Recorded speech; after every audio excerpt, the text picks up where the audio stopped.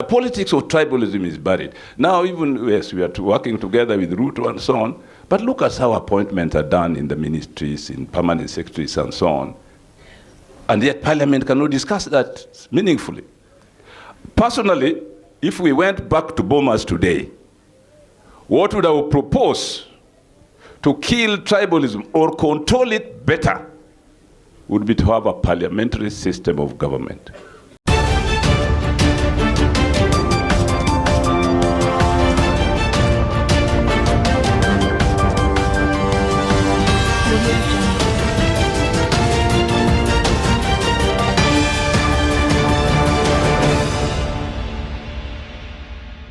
How are you, everyone?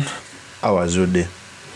Every time different politicians reach at the helm of their political careers, they fight hard for the constitution to be changed.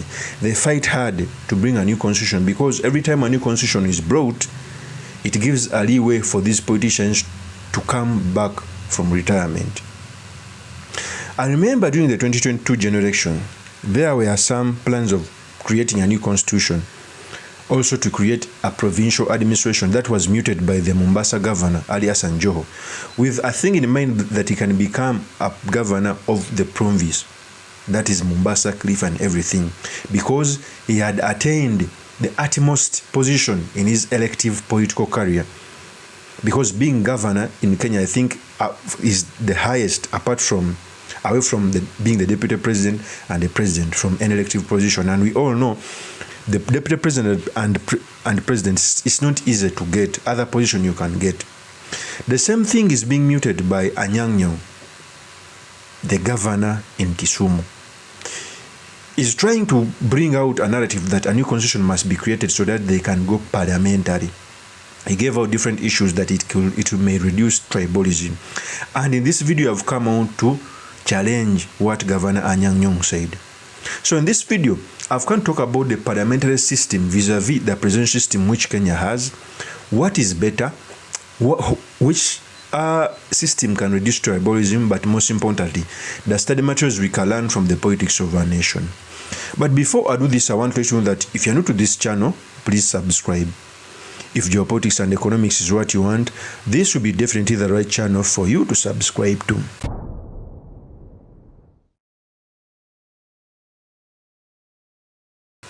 So during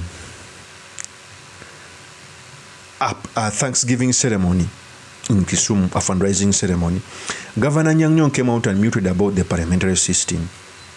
That if he's asked, he would come out to say that a parliamentary system is better for Kenya. Which, by the way, I'm going to explain to you that it may be the worst for Kenyans. Before I explain this, I want to first give you a brief background of ANYANG NYONG. ANYANG NYONG is the senior most politician in Kisumu. It can be even possible in Kenya right now, because senior most politicians are not even elected, they retired. ANYANG NYONG was in politics even before Raila Amolo Odinga. He attained different positions. In fact, one of the credits I give Raila Amolo Odinga is a fighter.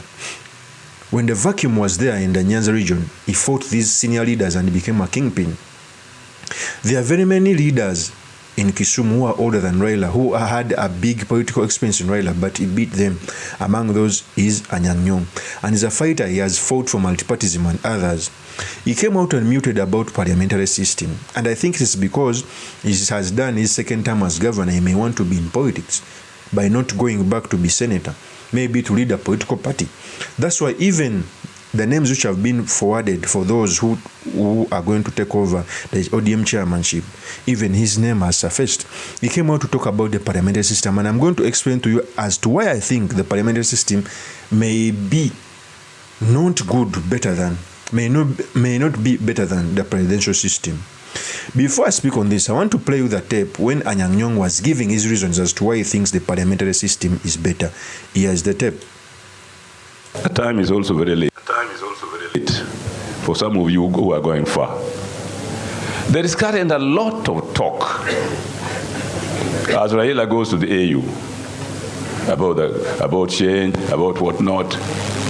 Some people are even talking, I've seen in the papers, that one of the biggest achievements of our constitution And I know how we struggled for this. Jim, you know that. One of the biggest achievements of the Constitution of 2010 was devolution. Was definitely devolution. And most Kenyans will agree that devolution had made a lot of change in Kenya. Now you can fund services in the village which were never there.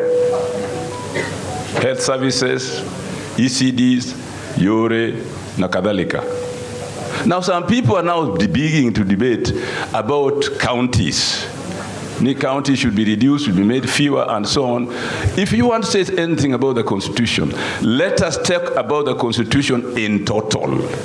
Let's go back to Bomas and review the Constitution. Personally, if you ask me, the counties are here to stay. The only thing we can discuss at Bomas is how best can we improve our politics so that the politics of tribalism is buried. Hamasivyo. So the politics of tribalism. What I want to agree with ANYANG NYONG is devolution was a masterstroke in Kenya. Devolution, where a portion of a budget is shared among counties. That's why even Kenya is somehow developing evenly. That's the truth. Okay? Devolution was a masterstroke in Kenya. That I agree with him. In fact, it's the reason as to why Kenya is the most developed in East Africa. It's because of devolution. There I agree with him. However, as he was making statements, he came out to say that he prefers a parliamentary, which I object. And let me first play the tape before I give you my reasons. Let's continue. Is buried. Now, even yes, we are working together with Ruto and so on, but look at how appointments are done in the ministries, in permanent secretaries and so on. And yet Parliament cannot discuss that meaningfully. Personally, if we went back to Bomas today, what would I propose to kill tribalism or control it better would be to have a parliamentary system of government where people form political parties. They are free to form political parties, go to elections. If you don't get enough vote, you form a coalition with others and you form a government. It's much better democratic government than at the present where you have presidential election and then people compete on tribal lines, and once somebody gets there representing his tribe, appointment in state bodies are tribal. I'm a civil. So I think let us be very, very frank with. So I think that is ANYANG NYONG coming out to say that parliamentary will control tribalism better. And contrary for me, I think parliamentary will entrench tribalism more. For those who don't know parliamentary democracy, first of all, in a parliamentary democracy, you don't vote an individual. You vote for a political party. Case in example, in South Africa, when there are elections, when you go to vote, you don't see a face of an individual. You see a symbol of a political party. That's what you tick. A political party gets names of those who they want to represent them in councils, at a parliamentary level, at everything. So every percentage a political party gets is what the electoral commission gets in parliament. For example, if a certain political party like ODM brings out a name, Raila Odinga president, this vice president, this one member of parliament, this one and members of parliament, a lot of names, the percentage it gets in by votes is the percentage they take away from the people nominated. So you vote for political party. However, when a parliamentary system comes back, it means that every tribe will form a political party. Where the Kisii will form a political party, so people in Kisii will vote for their political party to go in parliament. Every tribe can form a political party, and that will entrench tribalism.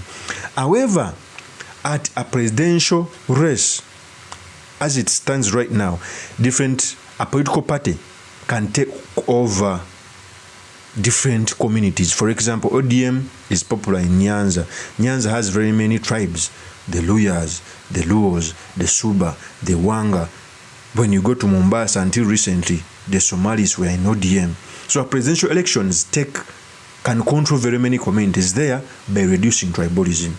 But a parliamentary, Somalis can form their political party only, and the Somalis in Mombasa can vote for their people to go in parliament. So a parliamentary system will entrench tribalism more. In fact, a presidential system makes it even better because there are some communities who cannot feed a presidential candidate. They must join hands with others For example, the mountain Kenya entails of very many communities. The Embu, the Tharaka-Nithi, the Kikuyus. Okay? So in a presidential race, they join together. However, if it is parliamentary, you may find that the Tharaka-Nithi have their own political party and they vote their people to go in parliament, even if there are 2 or 3. So that will entrench tribalism. For me, I think these issues which are being talked by ANYANG NYONG is because he's finishing his second term. And if a new constitution is brought, he may come back and bounce back in a certain position. I know even if he comes back as senator, it will be a degrade. But if it's a new constitution, it makes a justification of coming back. So for me, I think the parliamentary cannot be best. It cannot be good for Kenyans. That's the truth. The presidential is the best. Kenyans, especially those of us who have been in the front of taking this country forward like the Luo. There is no doubt whatsoever. You go to Tom Mboya, go to Chinguniko, Edwin Kodek, name them. Oginga Odinga, most of all. These are the people at the hardest of times took risks to show this country where it was going. Then Raila came and gave us leadership, took risks to show where Kenya is going. And we have never wavered, like Nyawangaya said, to follow that footstep. And therefore, So, also, there are some people I've normally realized that the Luos, every time they come out to speak, they come out to say that they are sacrificed most for Kenyans. I'm not debunking the fact that the Luos have been on the forefront, but also it is not true that they have sacrificed the most. Being in the opposition does not necessarily mean that you sacrifice the most. Okay, let me say this again. I'm not saying that the Luos have not sacrificed for Kenya, but it's also not true that they have sacrificed the most. Case in example, the people who fought for independence, majority who were killed were from Mountain Kenya, where the Maori rebellion was. That's the truth. Okay? The person who was arrested because of independence was Jomo Kenyatta. Even the Kikuyus partly have always been on the forefront of fighting for democracy. It takes two to tango. People don't know that even the Kikuyus have fought. People don't know even the Kambas, Murulu Mutisia, is also called as an illiterate person. He fought for independence. Kenneth Matiba, multipartism. Michael Kijana Amalwa, they are not Luos. So it's true that Luos have sacrificed, but it is not true that they have sacrificed the most. All tribes, most especially those coming from the 4 biggest tribes, sacrificed the most: Kikuyus, Kambas, Luyas, and Luos. So this painting by ANYANG NYONG that the Luos have sacrificed the most is not correct. But nevertheless, they have sacrificed. So, all in all, the parliamentary system cannot be better than a presidential system when it comes to fight tribalism. Maybe in other spheres, but tribalism, no. Of course, that's my opinion. Do make comments by commenting about this. Thank you very much for listening in. If this is your first time on this YouTube channel, I implore you to subscribe, like, and comment so that I can be motivated to do more of such videos. I'll see you on another one. Peace.